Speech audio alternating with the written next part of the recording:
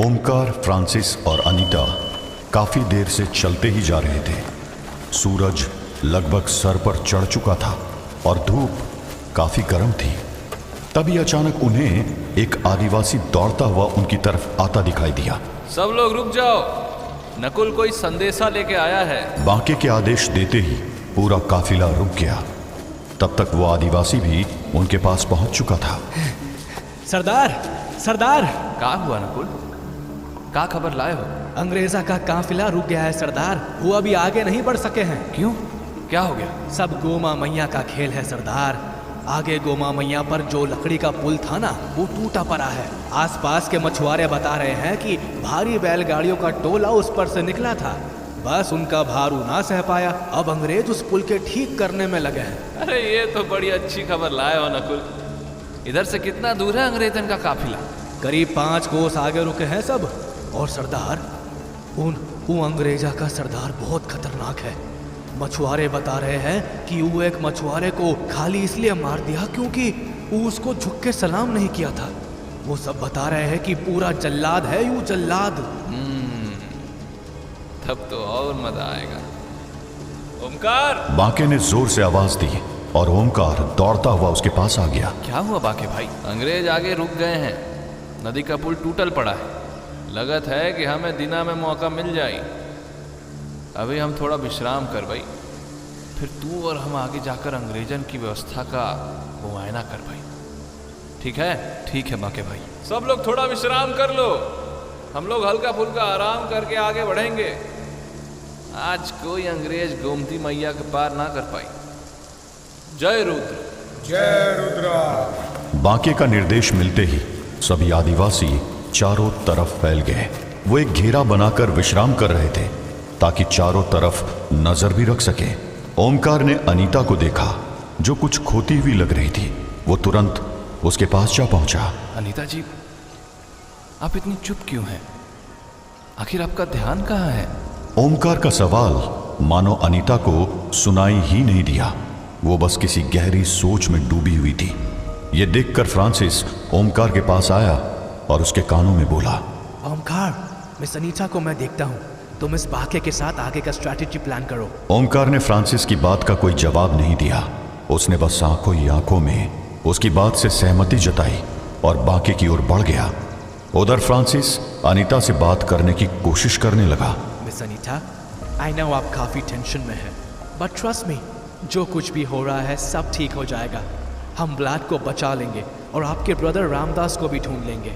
Francis की बात सुनकर अनीता ने एक पल उसकी ओर देखा और धीमी आवाज में उसका जवाब दिया। पास्टर फ्रांसिस, आई नो हम व्लाद को सेव कर लेंगे। मैं उसको लेकर वरीड नहीं हूँ। मैं रामदास के लिए भी वरीड नहीं हूँ। आई नो व्लाद ने उसको सेफली रखा होगा। Then what is the matter miss Anita? आप इतनी लॉस्ट क्यों हैं? आप मुझसे शेयर कर सकती हैं। अनीता ने एक बार फिर फ्रांसिस की तरफ देखा और फिर उसने हिम्मत करके अपनी बात कही। मेरी चिंता का टॉपिक कुछ और है पास्टर। मुझे समझ नहीं आ रहा मेरे साथ हो क्या रहा है। क्या आपका मतलब आपके स्क्रीमिंग एपिसोड से है? यस पास्टर, मैं उन स्क्रीम्स को समझ नहीं पा रही हूँ। अगर आप मुझसे पूरी बात शेयर करेंगी तो पॉसिबली मैं आपकी कुछ हेल्प कर पाऊंगा। क्या इन स्क्रीम से पहले आपको कुछ विजन्स आते हैं? फ्रांसिस का सवाल सुनकर अनीता शॉक्ड हो गई। उसकी आंखें आश्चर्य से चौड़ी हो चुकी थी। हाँ पास्टर, आपको कैसे पता कि मुझे विजन्स आते हैं? मैं एक वैन हेल्सिंग हूँ मिस अनीता। पैरानॉर्मल और सुपरनैचुरल की स्टडी हमारा फैमिली बिजनेस है। मैंने अपने ancestors especially Abraham Van Helsing की बहुत सी मेमोइर्स पढ़ी है। उनमें ऐसे बहुत से इंसिडेंट्स का मेंशन है जहाँ सब्जेक्ट को कोई खतरनाक विजन आता था। बस मैंने वही से गैस किया था आपकी कंडीशन को लेकर। एंड समथिंग टेल्स मी कि मैं सही बोल रहा हूँ। Right miss Anita? आप बिल्कुल सही हैं पास्टर। मुझे भी कुछ ऐसे ही विजन्स आ रहे हैं जिन्हें मैं एक्सप्लेन नहीं कर पा रही हूँ। कैसे visions? You can tell me. हो सकता है मैं कुछ हेल्प कर पाऊँ। पहली बार जब ये हुआ था तब सब कुछ बहुत ब्लर था।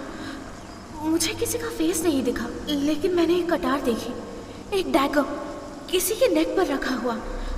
ऐसा लग रहा था कि वो कटार बस उस नेक को काटने वाली थी। इट मीन्स आपको क्लियरली नहीं दिख रहा, बस किसी इवेंट के ग्लिम्पसेस दिख रहे हैं। मे बी पर आज जब मैंने बाकी का हाथ छुआ तो मैंने देखा उसकी डेड बॉडी एक नोज में लटकी हुई थी। He was dead। मैंने बहुत क्लियरली उसकी डेथ देखी और इसीलिए मुझे डर लग रहा है। अनीता की बात सुनकर फ्रांसिस सोच में पड़ गया और फिर अचानक वो जोर से बोल पड़ा। Damn it! I know ये क्या हो रहा है। I know मिस अनीता कि आपके साथ क्या हो रहा है। क्या हो रहा है मेरे साथ? Premonition। I don't know how, but आपके पास power of premonition है। आप फ्यूचर देख पा रही हैं। फ्यूचर? बट कैसे? और आज से पहले तो मेरे साथ ऐसा कुछ नहीं हुआ। मे बी आपके साथ जो काशी में हुआ उसकी वजह से ऐसा हो रहा है। आई डोंट नो, बस ये आपकी पावर ऑफ प्रेमोनिशन ही है। अब जैसे कि आपने जो नेक पर रखा हुआ डैगर देखा, वो सेम इंसिडेंट आपके उस इवेंट के बाद मेरे साथ हुआ था। हाँ, यू आर राइट। बट इसका मतलब कि ओह नो, इसका मतलब बाकी की डेथ। हमें बाकी को रोकना होगा, वरना रात को बचाने के चक्कर में उसकी डेथ हो जाएगी। फ्रांसिस और अनीता दोनों शॉक्ड थे। दोनों को खतरे का एहसास हो चुका था और दोनों तुरंत उस दिशा में भाग पड़े जिधर बाके और ओंकार गए थे। फ्रांसिस और अनीता एक अनहोनी को रोकने के लिए निकल पड़े थे। उधर नर्क में लूसीफर की सेना आगे बढ़ती जा रही थी। नर्क की गहराइयों में एक बड़े और भयानक गेट के सामने लूसीफर की सेना आ रही थी। कहीं दूर दूर तक आग के शोले उनके रास्ते को चमका रहे थे। लूसीफर एक उड़ते हुए रथ पर सवार था। उसके चेहरे पर घमंड साफ दिख रहा था। उसके पीछे उसकी सेना के सैनिक भी युद्ध के लिए तैयार खड़े थे। वीरो आउरी, नर्क के देवता, बाहर आओ, बाहर आओ और मेरी सत्ता को स्वीकार करो अभी। सामने एक बड़ा सा गेट था। अचानक धीरे धीरे उस गेट के सामने एक रोशनी का दायरा बनने लगा और वीरो, जो मायूरी के नर्क का देवता था, गेट के सामने प्रकट हुआ। उसका सर झुका था और हाथ जुड़े हुए थे। लूसीफर, महान लूसीफर, महाशक्तिशाली लूसीफर, मैं समर्पण करता हूँ। मैं आपका दास हूँ। आपकी शक्ति के आगे मैं अपना सर झुकाता हूँ। लूसीफर ने अपनी दोनों मुट्ठियां बंद करके अपने हाथ हवा में उठाए, मानो अपनी विजय का ऐलान कर रहा। उसके होठों पर एक मुस्कान थी जिसमें घमंड साफ झलक रहा था।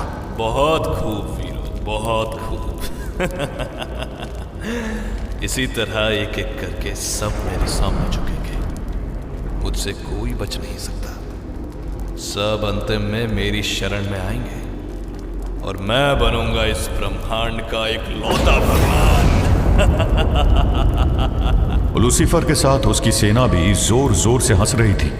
वीरो ने अपना सर उठाया और एक पल के लिए उसने लूसीफर के गुस्से भरे चेहरे की तरफ देखा, फिर धीरे से बोला, मगर एक बात है महाराज, कुछ मौत के देवता इकट्ठा होने की योजना बना रहे हैं आपको रोकने के लिए।